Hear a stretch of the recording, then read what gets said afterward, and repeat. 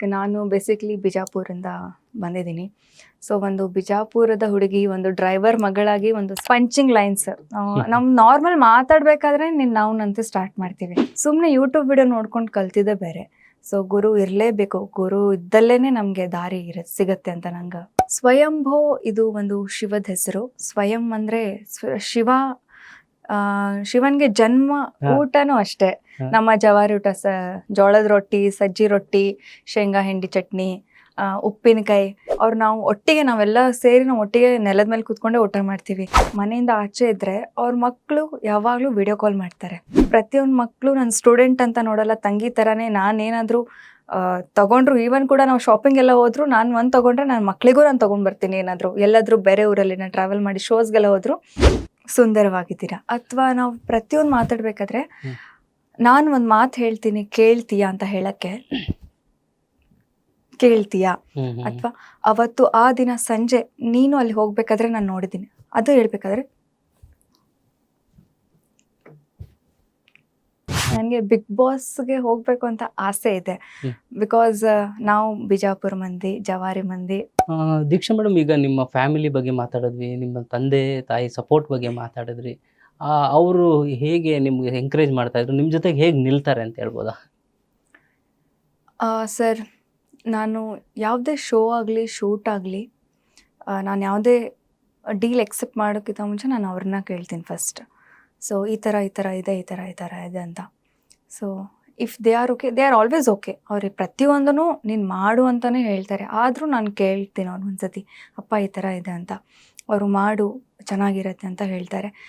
Support ಅವರು ಚಿಕ್ಕ ವಯಸ್ಸಿಂದನೂ sir ನನಗೆ ಅಪ್ಪ ಅಮ್ಮ ಬಾಂಡ್ಗಿಂತ ಒಂದು ಫ್ರೆಂಡ್ಸ್ ಆಗಿ ಇದ್ದಾರೆ ಜಾಸ್ತಿ. ಅಕ್ಕ ಕೂಡ ನನ್ನ ಅಕ್ಕ ಇದ್ದಾಳೆ. ಸೊ ಅಕ್ಕ ನನಗೆ ಫಸ್ಟ್ ಗುರು ಅಂತಾನೆ ಹೇಳ್ಬೋದು ನನಗೆ. ಬಿಕಾಸ್ ಅದು ಚಿಕ್ಕ ವಯಸ್ಸಿಂದ ಅವಳೇ ಜಾಸ್ತಿ ಡಾನ್ಸ್ ಮಾಡೋದು, ಅವಳೇನೇ ಜಾಸ್ತಿ ಡಾನ್ಸ್ರಲ್ಲಿ ಹುಚ್ಚು ಅವಳಿಗೆ. ಸೊ ಅವಳು ನೋಡಿ ನಾನು ಒಂದು ಸ್ವಲ್ಪ ಅದರಲ್ಲಿ ಇಂಟ್ರೆಸ್ಟ್ ಬಂತು. ಹಾಗಾಗಿ ಅಕ್ಕ ಇದ್ದಾಳೆ ನನಗೆ, ಅವಳು ಕೂಡ ಡಾನ್ಸ್ ಟೀಚರಾಗಿ ವರ್ಕ್ ಮಾಡ್ತಿದ್ದಾಳೆ ಸ್ಕೂಲಲ್ಲಿ. ಆ್ಯಂಡ್ ನನ್ನ ತಮ್ಮನೂ ಕೂಡ ಇದ್ದಾನೆ, ನನ್ನ ಚಿಕ್ಕ ತಮ್ಮ ಇದ್ದಾನೆ. ಅವನು ಆ್ಯಸ್ ಅ ಆಫೀಸ್ ಅಸಿಸ್ಟೆಂಟ್ ಅಂತ ವರ್ಕ್ ಮಾಡ್ತಾನೆ. ಸೊ ಫುಲ್ ಫ್ಯಾಮಿಲಿ ಅಷ್ಟೇ. ನಮ್ಗೆ ಅಪ್ಪ ಆಗಲಿ, ಅಮ್ಮ ಆಗಲಿ, ಅಕ್ಕ ಆಗಲಿ, ತಮ್ಮ ಆಗಲಿ, ಪ್ರತಿಯೊಂದು ಇದಕ್ಕೂ ನಂದಂತಲ್ಲ, ಎಲ್ಲ ಅವ್ರದ್ದು ಅಂತಲೇ ಅವ್ರು ಮಾಡಿಕೊಡ್ತಾರೆ ನನಗೆ. ಸೊ ಅಷ್ಟು ಸಪೋರ್ಟ್ ಇದೆ. ಆಗ್ಲೇನೂ ಹೇಳಿದೆ ನಾನು ಇವತ್ತಿಷ್ಟು ಮಾಡೋದು ಎಲ್ಲ ಕಾರಣನೇ ಅವ್ರದ್ದು ಸಪೋರ್ಟ್ ಇಲ್ಲದಿದ್ದರೆ ನಾನು ಇಷ್ಟು ಮಾಡೋಕ್ಕೆ ಆಗ್ತಿರ್ಲಿಲ್ಲ. ಸೊ ನನಗಿಂತ ಹೆಚ್ಚು ನನ್ನ ಮೇಲೆ ಕಾನ್ಫಿಡೆನ್ಸ್ ಅವ್ರಿಗೆ ಇದೆ. ಅಷ್ಟು ಸಪೋರ್ಟಿವ್ ಇದೆ ಅಂತ ಹೇಳಿದ್ರೆ ಅವ್ರ ಹೆಸರು ಕೂಡ ಹೇಳ್ಬೋದಾ? ನನ್ನ ಅಪ್ಪ ಅರುಣ್ ಭಿಸೆ, ಅಮ್ಮ ದೀಪಾ ಭಿಸೆ, ನನ್ನ ಅತ್ತೆ ರೇಣುಕಾ ಭಿಸೆ, ಅಕ್ಕ ದಿವ್ಯಾ ಭಿಸೆ, ತಮ್ಮ ದರ್ಶನ್ ಭಿಸೆ, ದೀಕ್ಷಾ ಭಿಸೆ. ನಾನು ದೀಕ್ಷಾ ಭಿಸೆ. ಓಕೆ, ಈಗ ಫ್ಯಾಮಿಲಿ ಸಪೋರ್ಟ್ ಆಯ್ತು. ಈಗ ಗುರಿ ತಲುಪಬೇಕಂದ್ರೆ ಗುರುಗಳಿಲ್ಲದೆ ಇದ್ರೆ ಗುರಿ ತಲುಪಕ್ಕಾಗಲ್ಲ. ಖಂಡಿತ. ಸೊ ನಿಮ್ಮ ಗುರುಗಳು ಯಾರು? ಅವ್ರ ಜೊತೆ ನೀವು ಕಲ್ತಿದ್ದು ಹೇಗೆ? ನನ್ನ ಗುರುಗಳಾದ ವಿದುಷಿ ಗುರು ಶುದ್ಧ ದೇಶಪಾಂಡೆ ಮ್ಯಾಮ್ ಅವರು ಬಾಗಲಕೋಟೆಯಿಂದ. ತುಂಬ ಸಪೋರ್ಟಿವ್ ಇದ್ದಾರೆ, ತುಂಬ ಫ್ರೆಂಡ್ಲಿ ಇದ್ದಾರೆ. ಪ್ರತಿಯೊಂದು ಇದಕ್ಕೂ ದೀಕ್ಷಾ ಇದು ಮಾಡು, ಅದು ಮಾಡು, ಈ ಥರ ಮಾಡು, ಆ ಥರ ಮಾಡು ಅಂತ ಗೈಡೆನ್ಸ್ ಕೊಡ್ತಾರೆ. ಕೆಲವೊಂದು ಇದರಲ್ಲಿ ನನಗೆ ಕಾನ್ಫಿಡೆನ್ಸ್ ಇರಲ್ಲ, ಆದರೆ ಅವರು ಯಾವಾಗಲೂ ಸದಾ ನೀನು ಮಾಡ್ತೀಯಾ, ನೀನು ಮಾಡೇ ಮಾಡ್ತೀಯಾ, ನೀನು ಮಾಡು ಅಂತ ಹೇಳಿ ಸಪೋರ್ಟ್ ಮಾಡ್ತಾರೆ. ಆ್ಯಂಡ್ ಸರ್, ಇನ್ನೊಂದು ವಿಷಯ ಏನಪ್ಪ ಅಂದ್ರೆ, ಈಗಿನ ಜನ್ರೇಷನ್ ಮಕ್ಕಳೆಲ್ಲ ಮೊಬೈಲ್, ಸೋಷಲ್ ಮೀಡಿಯಾದಿಂದ ನೋಡ್ಕೊಂಡೆಲ್ಲ ಮಾಡ್ತಾರೆ. ಬಟ್ ನಾವು ಕಲಿಬೇಕಾದ್ರೆ ಸೋಷಲ್ ಮೀಡಿಯಾ ಅಷ್ಟಿರಲಿಲ್ಲ, ಮೊಬೈಲ್ಸು ಅಷ್ಟಿರಲಿಲ್ಲ. ನಾವು ಗುರು ಹತ್ರ ಹೋಗಿ ಲೈವ್ ಆಫ್ಲೈನ್ ನಾವು ಪಾಠ ಕೇಳಿಕೊಂಡು ಕಲ್ತ್ಕೊಂಡು ನಾವು ಇಷ್ಟು ಮುಂದೆ ಬರೋಕ್ಕೆ ಸಾಧ್ಯ ಆಗಿದೆ. ಬಿಕಾಸ್ ತುಂಬ ಜನ ಆನ್ಲೈನ್ ಪ್ರಿಫರ್ ಮಾಡ್ತಾರೆ, ಯೂಟ್ಯೂಬಲ್ಲಿ ನೋಡ್ಕೊಂಡು ಮಾಡೋದು ಪ್ರಿಫರ್ ಮಾಡ್ತಾರೆ. ಬಟ್ ಅದನ್ನು ಮುಂದ್ಗಡೆ ಕರ್ಕೊಂಡು ಹೋಗಲ್ಲ ಅಂತ ನಂಗೆ ಅನಿಸುತ್ತೆ. ಬಿಕಾಸ್ ಎದುರುಗಡೆ ಗುರು ಕೂತ್ಕೊಂಡು 1-2 ಏಟು ಹೊಡೆದು ಬಡ್ದು ಕಲಿಸಿದ್ದೇ ಬೇರೆ, ಸುಮ್ಮನೆ ಯೂಟ್ಯೂಬ್ ವಿಡಿಯೋ ನೋಡ್ಕೊಂಡು ಕಲ್ತಿದ್ದೇ ಬೇರೆ. ಸೊ ಗುರು ಇರಲೇಬೇಕು, ಗುರು ಇದ್ದಲ್ಲೇನೆ ನಮಗೆ ದಾರಿ ಸಿಗತ್ತೆ ಅಂತ ನಂಗೆ ಅನಿಸುತ್ತೆ. ಈಗ ನಾವು ಜಿಮ್ ಮಾಡಬೇಕಾದ್ರೆ ಅಥವಾ ಯೋಗಾಸನ ಮಾಡ್ಬೇಕಾದ್ರೆ ಆನ್ಲೈನ್ ವಿಡಿಯೋಗಳನ್ನ ನೋಡ್ಕೊಂಡು ಮಾಡ್ತೀವಿ.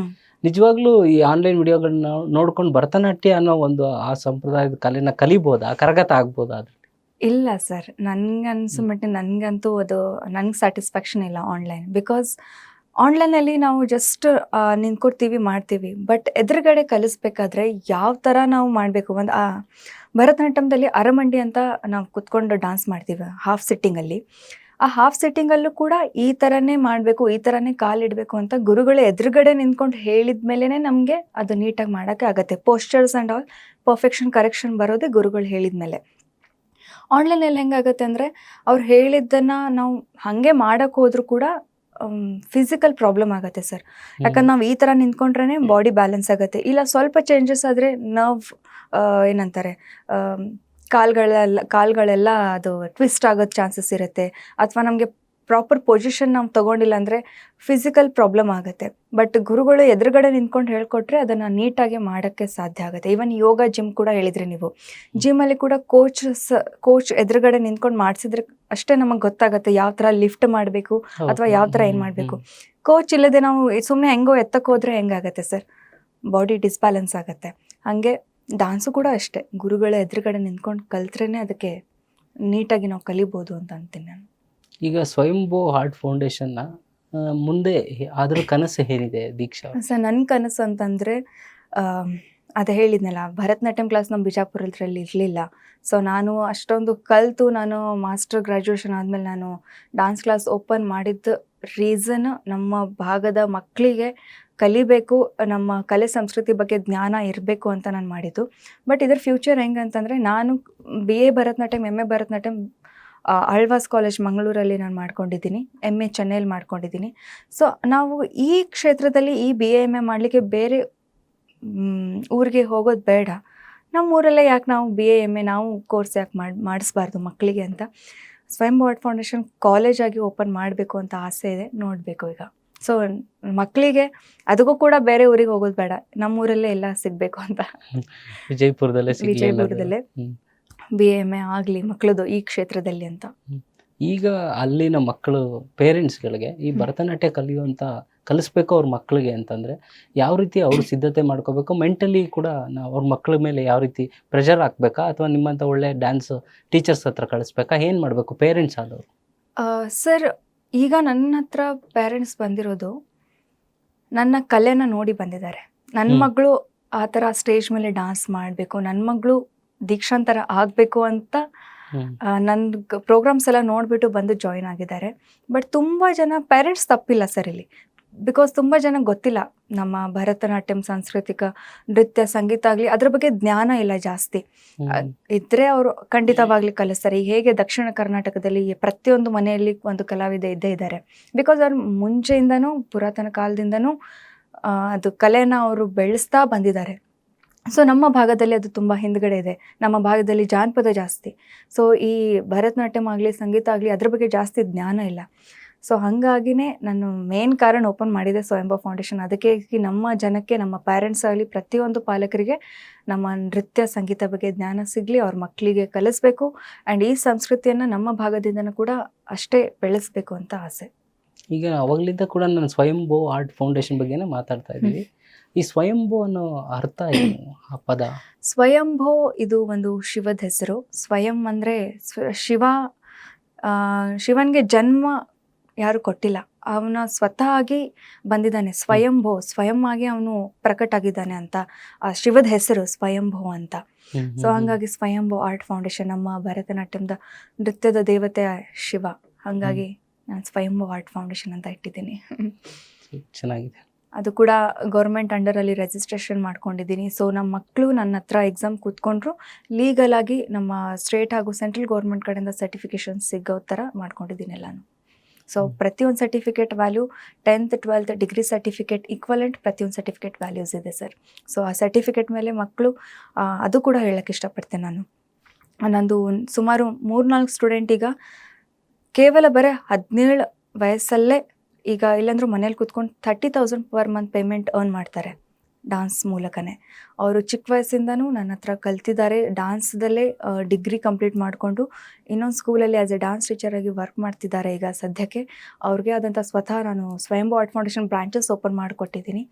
ಅಂದರೆ ಈ ಏಜಲ್ಲಿ 17-18 ವಯಸ್ಸಲ್ಲಿ ಇನ್ನೂ ಕಾಲೇಜ್ ಕಲಿಯೋ ವಯಸ್ಸಲ್ಲೇ ಈ ಡಾನ್ಸ್ ಸರ್ಟಿಫಿಕೇಟ್ ಮೂಲಕ ಅವರು ಆ್ಯಸ್ ಅ ಟೀಚರ್ ಆಗಿ ಈಗ ಪರ್ ಮಂತ್ ಇಲ್ಲಾಂದರೆ 20,000 to 30,000 ಸ್ಯಾಲ್ರಿ ಅರ್ನ್ ಮಾಡ್ತಿದ್ದಾರೆ. ಅಷ್ಟೇ ಚಿಕ್ಕ ವಯಸ್ಸಲ್ಲೇ ಅವ್ರ ಮನೆ ನೋಡ್ಕೋತಿದ್ದಾರೆ ಅಂದಮೇಲೆ ಈ ಕಲೆನೇ ಕಾರಣ. ಈಗ ನೀವು ಗುರುಗಳ ಬಗ್ಗೆ ಹೇಳಿದ್ರಿ, ಹ್ಮ್. ನಿಮ್ಮ ನೆಚ್ಚಿನ ಶಿಷ್ಯರು ಯಾರು? ಒಂದಷ್ಟು ಜನ ಹೆಸರು ಹೇಳ್ಬೋದಾ? ಸರ್ ಒಬ್ರಿಗೆ ಹೇಳಿದ್ರೆ ಒಬ್ರು ಸಿಟ್ಟು ಬರುತ್ತೆ, ಬಟ್ ಈ ವಿಡಿಯೋ ನೋಡ್ತಿರ್ತಾರೆ, ಅದಕ್ಕೆ ಕೇಳಿದೆ. ಪ್ರತಿಯೊಂದು ಸ್ಟೂಡೆಂಟು ನನಗೆ ಫೇವ್ರೇಟ್ ಸರ್. ನಾನು ಸ್ಪೆಷಲಿ ನಾನು ಇನ್ನೊಂದು ಹೇಳಕ್ ಇಷ್ಟಪಡ್ತೀನಿ, ಗುರು ಶಿಷ್ಯ ಅಂತ ಹೇಳಿದ್ರಿ. ನಾನು ನನ್ನ ಸ್ಟೂಡೆಂಟ್ ಜೊತೆ ಒಂದು ಗುರು ಶಿಷ್ಯ ತರ ಬಾಂಡ್ ಇಲ್ಲ, ಒಂದು ಫ್ರೆಂಡ್ಸ್ ತರ ಬಾಂಡ್ ಇದೆ, ಜೊತೆಗೆ ಅಕ್ಕ ತಂಗಿ ತರ ಬಾಂಡ್ ಇದೆ. ಎಲ್ಲರೂ ನನಗೆ ಮ್ಯಾಮ್ ಆಗಲಿ ಟೀಚರ್ ಆಗಿ ಅಂತ ಕರೆಯಲ್ಲ, ಅಕ್ಕ ಅಂತಾನೆ ಕರೆಯೋದು ನನಗೆ. ಸೊ ಅಕ್ಕ ತಂಗಿಯ ಬಾಂಡ್ ಇರತ್ತಲ್ಲ, ತುಂಬಾ ಹತ್ರ ಇಡತ್ತೆ ನಮಗೆ. ಸೊ ಹಾಗಾಗಿ ಅದೇ ಅಕ್ಕ ತಂಗಿಯ ಬಾಂಡ್ ಇರೋದ್ರಿಂದ ಎಲ್ಲ ಮಕ್ಕಳು ಅಕ್ಕ ಅಕ್ಕ ಅಕ್ಕ ಅನ್ಕೊಂಡು ನನ್ನ ಸುತ್ತಮುತ್ತಲ್ಲೇ ಇರ್ತಾರೆ. ತುಂಬಾ ಎಲ್ರು ಮಕ್ಕಳು ಅಷ್ಟೇ ಸಮಾನವಾಗಿ. ದೀಕ್ಷಾ ಅವರ ಸ್ಟೇಜ್ ಪ್ರೋಗ್ರಾಮ್ಗಳಿಗೆ ಅವ್ರ ತಂದೆ ತಾಯಿಗಳು ಈಸಿಯಾಗಿ ಕಳಿಸ್ಕೊಡ್ತಾರೆ, ಯಾಕೆ ಅಂದ್ರೆ ಇದೇ ಬಾಂಡಿಂಗ್ ಅನ್ಸುತ್ತೆ ಅಲ್ಲ? ಹೌದು, ಇನ್ನಾದ್ರೂ ನನ್ನ ಶೋಸ್ ಎಲ್ಲ ನೆನ್ನೆ ಕೂಡ ಆಯ್ತು, ನಮ್ದು ಶೋ ಇಲ್ಲಿ ಬ್ಯಾಂಗ್ಳೂರಲ್ಲೇ. ಪೇರೆಂಟ್ಸ್ ಯಾರು ಬರೋದೇ ಇಲ್ಲ, ನೀವು ಇದಿರಲ್ಲ ಸಾಕು ಅಂತಾರೆ ಅವರು ಕೂಡ ಅಷ್ಟೇ. ಅಂದ್ರೆ ಆ ಬಾಂಡ್ ಕೂಡ ಅವ್ರು ನೋಡಿದ್ದಾರೆ. ಪ್ರತಿಯೊಂದು ಮಕ್ಕಳು ನನ್ನ ಸ್ಟೂಡೆಂಟ್ ಅಂತ ನೋಡಲ್ಲ, ತಂಗಿ ಥರನೇ. ನಾನೇನಾದರೂ ತಗೊಂಡ್ರು, ಈವನ್ ಕೂಡ ನಾವು ಶಾಪಿಂಗ್ ಎಲ್ಲ ಹೋದ್ರು, ನಾನು ಒಂದು ತಗೊಂಡ್ರೆ ನನ್ನ ಮಕ್ಳಿಗೂ ನಾನು ತೊಗೊಂಡು ಬರ್ತೀನಿ. ಏನಾದರೂ ಎಲ್ಲಾದರೂ ಬೇರೆ ಊರಲ್ಲಿ ನಾನು ಟ್ರಾವೆಲ್ ಮಾಡಿ ಶೋಸ್ಗೆಲ್ಲ ಹೋದ್ರು, I make sure to bring something for them also. So ಅವ್ರ ಪೇರೆಂಟ್ಸು ಅಷ್ಟೇ ಕಾನ್ಫಿಡೆಂಟ್ ಇದ್ದಾರೆ, ದೀಕ್ಷಾ ಮ್ಯಾಮ್ ಇದ್ದಾರೆ ಅಂದರೆ ಫೈನ್. ಅವ್ರು ಬರೋದಿಲ್ಲ, ಕೇಳೋದಿಲ್ಲ, ಕಾಲು ಮಾಡಲ್ಲ. ನಾನು ಹೇಳ್ತೀನಿ ಪೇರೆಂಟ್ಸ್ಗೆ ಕಾಲ್ ಮಾಡಿ, ನಾವಿಲ್ಲಿ ರೀಚ್ ಆಗಿದ್ದೀವಿ, ಇಷ್ಟೊತ್ತಿಗೆ ಬಿಡ್ತೀವಿ ಅಂತ. ನನ್ನ ಜೊತೆ ಇದ್ದಾರೆ ಅಂದಮೇಲೆ ಅವರು ಓಕೆ. ಕಾನ್ಫಿಡೆನ್ಸ್ ಮುಖ್ಯ. ಮೇಡಮ್, ಈಗ ಮಾಳು ನಿಪ್ನಾಳ್ ಬಗ್ಗೆ ಹೇಳ್ತಾ ಇದ್ರಿ. ಮಾಳು ನಿಪ್ನಾಳ್ ಅವರು ಸೆಟ್ಟಲ್ಲಿ ಹೇಗಿರ್ತಾ ಇದ್ರು, ಹೇಗೆ ಎಲ್ಲ ಇನ್ವಾಲ್ವ್ ಆಗ್ತಾ ಇದ್ರು? ಮಾಳು ಅಣ್ಣ ಲೈಕ್ ಯಾವಾಗಲೂ ಅವ್ರ ಆ್ಯಟಿಟ್ಯೂಡೇ ಇಲ್ಲ ಸರ್. ನಾವು ಯಾವ ಥರ ಇದ್ದೀವಿ ಅವರು ಆ ಥರನೇ. ಲೈಕ್ ನಾನು ಬಿಗ್ ಬಾಸ್ ಹೋಗಿ ಬಂದಿದ್ದೀನಿ ಅಂತ ಅದು ಇರುತ್ತಲ್ಲ ಕೆಲವೊಬ್ಬರಿಗೆ, ಅದು ಅವ್ರಿಗಿಲ್ಲ ಸರ್, ನಾಟ್ ಎಟ್ ಆಲ್. ನಾವು ಒಟ್ಟಿಗೆ ನಾವೆಲ್ಲ ಸೇರಿ ನಾವು ಒಟ್ಟಿಗೆ ನೆಲದ ಮೇಲೆ ಕೂತ್ಕೊಂಡೆ ಊಟ ಮಾಡ್ತೀವಿ. ನಾನು ಊಟ ಮಾಡಬೇಕಾದ್ರೂ ಅಷ್ಟೇ, ಇನ್ನೊಂದು ರೊಟ್ಟಿ ಹೆಚ್ಚಿಗೆ ತಿನ್ನಪ್ಪ ಅಂತ ಹೇಳಿ ಅವರೇ ಮುರಿದು ಕೊಡ್ತಿದ್ರು, ತಿನ್ ಅಂತ ಹೇಳಿ. ಸೊ ತುಂಬ ಒಳ್ಳೆ ಸರ್, ತುಂಬ ಒಳ್ಳೆ. ಲೈಕ್ ಅವ್ರು ಬಾಸಿಸಮ್ ಥರ ಇಲ್ಲೇ ಅವರಿಲ್ಲ. ಅವರು ತುಂಬ ಫ್ರೆಂಡ್ಲಿ ಆಗಿದ್ದಾರೆ, ತುಂಬ ಜಾಲಿ. ಸೆಟ್ ಶೂಟ್ ಸ್ಟಾರ್ಟ್ ಆದರೂ ಕೂಡ ಅಷ್ಟೇ, ಮಧ್ಯದಲ್ಲಿ ಅಲ್ಲೇ ಕಾಮಿಡಿ ಮಾಡ್ತಿರ್ತಾರೆ. ತುಂಬ ಸಖತ್ ಮಜಾ ಬರುತ್ತೆ. ಬಿಗ್ ಬಾಸ್ ಅಲ್ಲಿ ಮಾಳು ಅವರು ಎಷ್ಟು ಗಮನ ಸೆಳೆದ್ರು, ಅವ್ರಿಬ್ರು ಮುದ್ದಾದ ಮಕ್ಕಳುಗಳು ಕೂಡ ಅಷ್ಟೇ ಗಮನ ಸೆಳೆದಿದ್ರು. ಸ್ವೀಟ್ ಇದ್ದಾರೆ ಸರ್, ಇಬ್ರು ಮಕ್ಕಳು ತುಂಬಾ ಸ್ವೀಟ್ ಇದ್ದಾರೆ, ಅಷ್ಟೇ ಟ್ಯಾಲೆಂಟೆಡ್ ಇದ್ದಾರೆ. ಅಪ್ಪನ ಮೇಲೆ ಅಂತೂ ಅಷ್ಟು ಪ್ರೀತಿ ಅಂದ್ರೆ ಅಷ್ಟು ಪ್ರೀತಿ. ನಾನು ಫಸ್ಟ್ ನಾನು ಇದು ಕುಣಿಯುವೆ ಇದು ಶೂಟಲ್ಲಿ ನಾನು ಕೇಳಿದ್ದೆ, ಯಾಕಂದ್ರೆ ಪ್ರತಿಯೊಂದು ಶೂಟಲ್ಲಿ ಅವರು ಮನೆಯಿಂದ ಆಚೆ ಇದ್ರೆ ಅವ್ರ ಮಕ್ಕಳು ಯಾವಾಗ್ಲೂ ವಿಡಿಯೋ ಕಾಲ್ ಮಾಡ್ತಾರೆ. ಯಾವಾಗ್ಲೂ ಸೆಟ್ ಹೋಗೋಕ್ಕಿಂತ ಮುಂಚೆ ವಿಡಿಯೋ ಕಾಲಲ್ಲಿ ಒಂದ್ ಗಂಟೆ ಮಾತಾಡ್ತಾರೆ, ಸೆಟ್ ಶೂಟ್ ಮುಗಿದ ತಕ್ಷಣ 1 ಗಂಟೆ ಮಾತಾಡ್ತಾರೆ. ಅಷ್ಟು ಅಪ್ಪನ ಜೊತೆ ಅಟ್ಯಾಚ್ಮೆಂಟ್ ತುಂಬಾ ಇದೆ. ನಾನು ಕೇಳಿದ ಪ್ರಶ್ನೆ ಅದೇ, ಬಿಗ್ ಬಾಸ್ ಹೋದ್ಮೇಲೆ ಹೆಂಗೆ ಸರ್ ನೀವು ಮಕ್ಕಳ ಜೊತೆ ಮಾತಾಡಕ್ ಆಗ್ತಿರ್ಲಿಲ್ಲ? ಸೊ ಹಂಗೆ ಅವ್ರು ಹೇಳಿದ ನಂದು ಬಿಗ್ ಬಾಸ್ ಅಲ್ಲಿ ಕಷ್ಟ ಇರೋದು ಅದು ಒಂದೇ, ಮಕ್ಳ ಜೊತೆ ಮಾತಾಡಕ್ ಆಗಿಲ್ಲ ಅಂತ ಹೇಳಿ ಅಂತಂದ್ರು ಅವರು. ಅಷ್ಟು ಅಟ್ಯಾಚ್ಮೆಂಟ್, ಮಕ್ಕಳು ಕೂಡ ಅಷ್ಟೇ ಹುಷಾರಾಗಿದ್ದಾರೆ ತುಂಬಾ. Okay madam. ಈಗ ಮೇಡಮ್, ಭರತನಾಟ್ಯದಲ್ಲಿ ಅದೊಂದು ಒಳ್ಳೆ ನಮ್ಮ ದೇಶದ ನಾಡು ಸಂಸ್ಕೃತಿಯ ಭಾಗ ಭರತನಾಟ್ಯ. ಆ ಭರತನಾಟ್ಯದಲ್ಲಿ ಮಾತಾಡೋದು ಹೇಗೆ? ಈಗ ನೀವು ಸುಂದರವಾಗಿದ್ದೀರಾ, ಅದನ್ನ ಹೇಳೋದು ಹೇಗೆ? ಅದು ಸುಂದರವಾಗಿದ್ದೀರಾ ಅಥವಾ ನಾವು ಪ್ರತಿಯೊಂದು ಮಾತಾಡ್ಬೇಕಾದ್ರೆ ನಾನು ಒಂದು ಮಾತು ಹೇಳ್ತೀನಿ, ಕೇಳ್ತೀಯಾ ಅಂತ ಹೇಳಕ್ಕೆ, ಕೇಳ್ತೀಯಾ? ಅಥವಾ ಅವತ್ತು ಆ ದಿನ ಸಂಜೆ ನೀನು ಅಲ್ಲಿ ಹೋಗ್ಬೇಕಾದ್ರೆ ನಾನು ನೋಡಿದ್ದೀನಿ, ಅದು ಹೇಳ್ಬೇಕಾದ್ರೆ ಅದನ್ನ ಈ ತರ ಎಕ್ಸ್ಪ್ರೆಸ್ ಮಾಡ್ತೀವಿ. ಪ್ರತಿಯೊಂದು ವರ್ಡ್ಸ್ಗೂ ಪ್ರತಿಯೊಂದು ಹಸ್ತ ಮುದ್ರಾ ಮತ್ತೆ ಎಕ್ಸ್ಪ್ರೆಷನ್ಸ್ ಇರುತ್ತೆ ಸರ್. ಅದು ಅಯ್ಯೋ, ಈಗ ನಾವು ಅದೇ ಈ ಫೀಲ್ಡಲ್ಲಿ ಚಿಕ್ಕ ವಯಸ್ಸಿಂದ ಇದ್ದೀವಿ ಅಂದಮೇಲೆ ನಮ್ಮ ಆರ್ಟಿಸ್ಟ್ಗೆ, ಎಸ್ಪೆಷಲಿ ಭರತನಾಟ್ಯಂ ಆರ್ಟಿಸ್ಟ್ ಆಗಲಿ, ಯಾವುದೇ ಇಂಡಿಯನ್ ಕ್ಲಾಸಿಕಲ್ ಡಾನ್ಸ್ ಆರ್ಟಿಸ್ಟ್ ಆಗಲಿ, ನಾವು ನಾರ್ಮಲಿ ಮಾತಾಡಬೇಕಾದ್ರೂ ನಮ್ಮರಲ್ಲಿ ಹಾಗೆ ಬರುತ್ತೆ ಅದು ಎಕ್ಸ್ಪ್ರೆಷನ್ಸಲ್ಲಿ. ನೀವು ಇಷ್ಟೊತ್ತವರೆಗೆ ಮಾತಾಡಿದ್ರೆ ನೋಡಿದ್ರಿ, ಏನೇ ಹೇಳಬೇಕಾದ್ರೆ ಹೌದಾ, ಅದು ನ್ಯಾಚುರಲಿ ಬಂದ್ಬಿಡುತ್ತೆ. ಹೌದಾ, ಅಯ್ಯೋ ಅಂದರೆ ಏನು, ಈ ಹಸ್ತಮುದ್ರದಲ್ಲ ಏನು, ಅದು ನಾರ್ಮಲಿ ಬಂದ್ಬಿಡುತ್ತೆ. ಅದರಲ್ಲೇ ನಾವು ಮುಳುಗ್ಬಿಟ್ಟಿರ್ತೀವಿ. ನಮ್ಮ ಡೈಲಿ ಲೈಫಲ್ಲೂ ಕೂಡ ನಾವು ಅದರಲ್ಲೇ ಇರ್ತೀವಿ. ತುಂಬ ಒಳ್ಳೆ ಇರುತ್ತೆ. ಕಲಿಬೇಕು ಸರ್ ಈ ಕಲೆಯನ್ನು. ಮುಂಚೆ ಪುರಾತನ ಕಾಲದಿಂದ ಬಂದಿರುವಂಥ ನಮ್ಮ ಕಲೆ ಸಂಸ್ಕೃತಿ ಎಲ್ಲ ಅದು ಒಂದು ಕಾರಣಕ್ಕೇ ಮಾಡಿರ್ತಾರೆ. ಆ್ಯಂಡ್ ಈ ಭರತನಾಟ್ಯಂ, ಈ classical dance, it's all about divinity connection sir. ಇದು ಸ್ಪಿರಿಚುಯಾಲಿಟಿಗೆ ನಮ್ಮನ್ನು ಕನೆಕ್ಟ್ ಮಾಡುತ್ತೆ, ಭಕ್ತಿ ಭಾವದಲ್ಲಿ ನಮ್ಮನ್ನು ಕನೆಕ್ಟ್ ಮಾಡ್ಕೊಂಡು ಇಡುತ್ತೆ. ಸೊ ಭರತನಾಟ್ಯಂ ಮಾಡೋದೇನು, ದೇವ್ರಿಗೆ ಪೂಜೆ ಮಾಡೋದೇನು ಒಂದೇ ಸರ್. ಗ್ರೇಟ್. ದೀಕ್ಷಾ ಮೇಡಮ್, ಈಗ ಯಾವ್ದಾದ್ರು ರಿಯಾಲಿಟಿ ಶೋನಲ್ಲಿ ನಿಮ್ಮನ್ನ ಕರೆದ್ರೆ ನೀವು ಪಾರ್ಟಿಸಿಪೇಟ್ ಮಾಡಿದ್ರೆ ಅಲ್ಲಿ ನಿಮ್ಮ ಭರತನಾಟ್ಯ ಏನಾದ್ರು ಪ್ರದರ್ಶನ ಮಾಡುವಂತ ಅವಕಾಶ ಸಿಕ್ಕಿದ್ರೆ ಹೋಗ್ತೀರಾ? ಖಂಡಿತವಾಗ್ಲಿ. ರಿಯಾಲಿಟಿ ಶೋ ಅಂತಂದ್ರೆ ಲೈಕ್ ಡಾನ್ಸಿಂಗ್ ಶೋ ಅಲ್ಲ, ನನಗೆ ಬಿಗ್ ಬಾಸ್ಗೆ ಹೋಗ್ಬೇಕು ಅಂತ ಆಸೆ ಇದೆ. ಬಿಕಾಸ್ ನಾವು ಬಿಜಾಪುರ ಮಂದಿ, ಜವಾರಿ ಮಂದಿ, ನಮ್ಮ ಭಾಷೆನೇ ಸಾಕು, ನಾವು ಮಾತಾಡಿದ್ರೇನೆ ಯಪ್ಪ ಅಂತಂತಾರೆ ಜನ. ಬಟ್ ಹಂಗಂತ ಹೇಳಿ ನಾವು ಹಾಡಿಲ್ಲ, ನಾವು ಒಳಗಡೆಯಿಂದ ಸಾಫ್ಟೇ ಇರ್ತೀವಿ. ಬಟ್ ನನಗೆ ಬಿಗ್ ಬಾಸ್ ಅಲ್ಲಿ ಹೋಗ್ಬೇಕು, ನಮ್ಮ ಉತ್ತರ ಕರ್ನಾಟಕ ಭಾಷೆನ ಅಲ್ಲಿ ನಾನು ರೆಪ್ರೆಸೆಂಟ್ ಮಾಡಬೇಕು ಅಂತ ಹೇಳಕ್ಕೆ ಇಷ್ಟಪಡ್ತೀನಿ. ಜಾಸ್ತಿ ಅಲ್ಲಿ ನಮ್ಮ ಉತ್ತರ ಕರ್ನಾಟಕ ಭಾಷೆ ಬಳಕೆ ಮಾಡಬೇಕು ಅಂತ ನಂಗೆ ಆಸೆ ಇದೆ. ಈ ಉತ್ತರ ಕರ್ನಾಟಕದವರು ಕೂಡ ಗೆಲ್ತಾ ಇದಾರೆ ಬಿಗ್ ಬಾಸ್ ಸೀಸನ್. ಹನುಮಂತು ಆಗಿರ್ಲಿ, ಮಾಡು ನಿಪ್ನಾಳ್ ಆಗಿರ್ಲಿ, ಒಳ್ಳೆ ಸ್ಪರ್ಧೆಯಾಗಿ ಲಾಸ್ಟ್ ಟೈಮ್ ಹನುಮಂತ್ ಅಣ್ಣ ಕೂಡ ಮಾಡಿದ್ರು. ಜಾಸ್ತಿ ಈಗ ಸಿನಿಮಾಸ್ದಲ್ಲೂ ಅಷ್ಟೇ ಜಾಸ್ತಿ ಉತ್ತರ ಕರ್ನಾಟಕದಲ್ಲೇ ಸಿನಿಮಾಸ್ ಮಾಡ್ಲಿಕ್ಕೆ ಪ್ರಯತ್ನ ಮಾಡ್ತಿದ್ದಾರೆ. ಲಾಸ್ಟ್ ನಮ್ಮ ಬಿಜಾಪುರದಲ್ಲೇ ಶೂಟ್ ಆಯ್ತು ಉಡಾಳ್ ಸಿನಿಮಾ. ಯೋಗರಾಜ್ ಭಟ್ ಅವರು ಇದು ಅಮೂಲ್ ಸರ್ ಡೈರೆಕ್ಟ್ ಮಾಡಿದ್ದು ಉಡಾಳ ಸಿನಿಮಾದಲ್ಲಿ. ಅದರಲ್ಲಿ ಕೂಡ ಅಷ್ಟೇ ನಮ್ಮ ಬಿಜಾಪುರಲ್ಲೇ ಶೂಟ್ ಆಗಿತ್ತು, ಇಡೀ ಸಿನಿಮಾ ಬಿಜಾಪುರಲ್ಲೇ ಶೂಟ್ ಆಗಿತ್ತು. ಅದ್ರಲ್ಲಿ ಕೂಡ ಭಾಷೆ ಬಳಕೆ ನಮ್ಮ ಉತ್ತರ ಕರ್ನಾಟಕದ ಬಿಜಾಪುರ ಭಾಷೆ. ಸ್ಪೆಷಲಿ ಒಂದು ಸಾಂಗ್ ವೈರಲ್ ಆಯ್ತು, ಶಾವ್ಗ್ಯಾಗ್ ಮಜ್ಜಿಗೆ ಅಂತ ಹೇಳಿ. ಅದೆಲ್ಲ ನಮ್ಮ ಪಂಚಿಂಗ್ ಲೈನ್ಸ್. ನಮ್ ನಾರ್ಮಲ್ ಮಾತಾಡ್ಬೇಕಾದ್ರೆ ನಾವು ಅಂತ ಸ್ಟಾರ್ಟ್ ಮಾಡ್ತೀವಿ, ಅದು ಬೈಗಳಲ್ಲ, ಅದು ನಾರ್ಮಲ್ ಸ್ಟಾರ್ಟ್ ಮಾತಾಡೋದೇ ನಾವು ಅಂತ ಹೇಳಿ. ಸೊ ಅದು ಭಾಷೆ ಕೇಳಕ್ಕೆ ಹಾರ್ಡ್ ಅನ್ಸುತ್ತೆ, ಬಟ್ ಇಲ್ಲ, ಭಾವನೆಗಳು ಎಲ್ಲ ಸಾಫ್ಟ್ ಇರುತ್ತೆ. ಊಟನೂ ಅಷ್ಟೇ, ನಮ್ಮ ಜವಾರಿ ಊಟ ಜೋಳದ ರೊಟ್ಟಿ, ಸಜ್ಜಿ ರೊಟ್ಟಿ, ಶೇಂಗಾ ಹಿಂಡಿ ಚಟ್ನಿ, ಉಪ್ಪಿನಕಾಯಿ. ನಾರ್ಮಲ್ ಈ ಸೈಡ್ ಎಲ್ಲ ನಾನು ಜಾಸ್ತಿ ನೋಡಿದ್ದು ರೈಸ್ ಸಾಂಬಾರ್, ಬಟ್ ಅಲ್ಲ, ನಮ್ಮ ಸೈಡ್ ಎಲ್ಲ ಜೋಳದ ರೊಟ್ಟಿ, ಸಜ್ಜಿ ರೊಟ್ಟಿ, ಚಪಾತಿ, 3 ಥರದ ಪಲ್ಯ. ಬದ್ನಿಕಾಯಿ ಪಲ್ಯ ಫೇಮಸ್ ನಮ್ಮ ಸೈಡ್. ಬದ್ನಿಕಾಯಿ ಪಲ್ಯ, ಶೇಂಗಾ ಹಿಂಡಿ ಚಟ್ನಿ, ಮೊಸರು, ಉಪ್ಪಿನಕಾಯಿ, ಎಲ್ಲಾನು ನಮ್ದು ನಾರ್ಮಲ್ ಸ್ಟಾರ್ಟಪ್. ಇದು ಸ್ಟಾರ್ಟಿಂಗ್ ಅಷ್ಟೇ, ಸ್ಟಾರ್ಟರ್ ಇದ್ದಂಗೆ. ಆಮೇಲೆ ನಾವೆಲ್ಲ ರೈಸ್ ಎಲ್ಲ ತಗೊಂಡ್ತೇವೆ. ಡಯಟ್ ಮಾಡ್ಬೇಕು ಅಂದ್ರೆ ಇದೆಲ್ಲ ತಿನ್ಬೋದಾ ಅಥವಾ ಡಯಟ್ ಅಲ್ಲಿ? ನಾನ್ ಡಯಟೇ ಮಾಡಲ್ಲ ಸರ್. ನಾನು ತಿಂದುಂಡು ನಾನು ಆರಾಮಾಗಿರ್ತೀನಿ. ನಾನು ಡಯಟ್ ನಂಗೆ ಆಗೋದೇ ಇಲ್ಲ ಡಯಟ್ ಮಾಡಕ್ಕೆ. ನನಗೆ ಜಾಸ್ತಿ ಇಷ್ಟ ಆಗೋದು ಮೆಂತೆ ಪಲ್ಯ, ರೊಟ್ಟಿ, ಚಪಾತಿ. ನಾನು ವೆಜ್ ಪ್ರಿಫರ್ ಜಾಸ್ತಿ ಮಾಡೋದು. And I am a very devotee of Hanuman ಭಕ್ತ ಆಗಿದ್ರಿಂದ ಮುಂಚೆ ನಾನು ನಾನ್ ವೆಜ್ ತಿಂತಿದ್ದೆ. ಬಟ್ ಈ ಹನುಮಾನ್ ಭಕ್ತ ಆಗಿ ನಾನು ಈಗ 5-6 ಇಯರ್ಸ್ ಆಯಿತು. ಆವಾಗಿಂದ ನಾನು ನಾನ್ ವೆಜ್ ಟೋಟಲಿ ಸ್ಟಾಪ್ ಮಾಡಿದ್ದೀನಿ. ಬಿಡಬೇಕು ಅಂತ ಬಿಟ್ಟಿಲ್ಲ, ಬಟ್ ಆಸೆ ಆಗಲ್ಲ ತಿನ್ಬೇಕಂತ. ಬಟ್ ವೆಜ್ಜದಲ್ಲಿ ಸಿಗೋ ಸುಖ ಎಲ್ಲೂ ಸಿಗಂಗಿಲ್ಲ. ಮೆಂತೆ ಪಲ್ಯ, chapati is my favourite. Yes Diksha, ನಿಮ್ಮ ಫ್ಯೂಚರ್ಗೆ, ನಿಮ್ಮ ಫ್ಯೂಚರ್ ಇದಕ್ಕೆ ಮತ್ತೆ ಭರತನಾಟ್ಯ ಟೀಚಿಂಗ್ ಪ್ರೊಫೆಷನ್ ನನಗೆ ತುಂಬಾ ಪ್ರೌಡ್ ಆಗುತ್ತೆ. ವಿಜಯಪುರದಲ್ಲಿ ಅಂತೇಳಿ ಕ್ಲಾಸ್ ನಡೆಸೋದೊಂದು ಚಾಲೆಂಜಿಂಗ್ ಆಯಿತು, ಅದ್ರಲ್ಲಿ ನೀವು ಸಕ್ಸಸ್ ಕೂಡ ಆಗಿದ್ದೀರಾ. ಸೊ ನಿಮ್ಮ ಫ್ಯೂಚರ್ ತುಂಬಾ ಚೆನ್ನಾಗಿರ್ಲಿ ಅಂತ ಹಾರೈಸ್ತೀನಿ. ಸಂಯುಕ್ತ ಕನ್ನಡ ಡಿಜಿಟಲ್ಗೆ ಇಷ್ಟೊತ್ತು ಬಂದು ನೀವು ಮಾತಾಡಿದ್ದಕ್ಕೆ ಥ್ಯಾಂಕ್ ಯು ಸೋ ಮಚ್.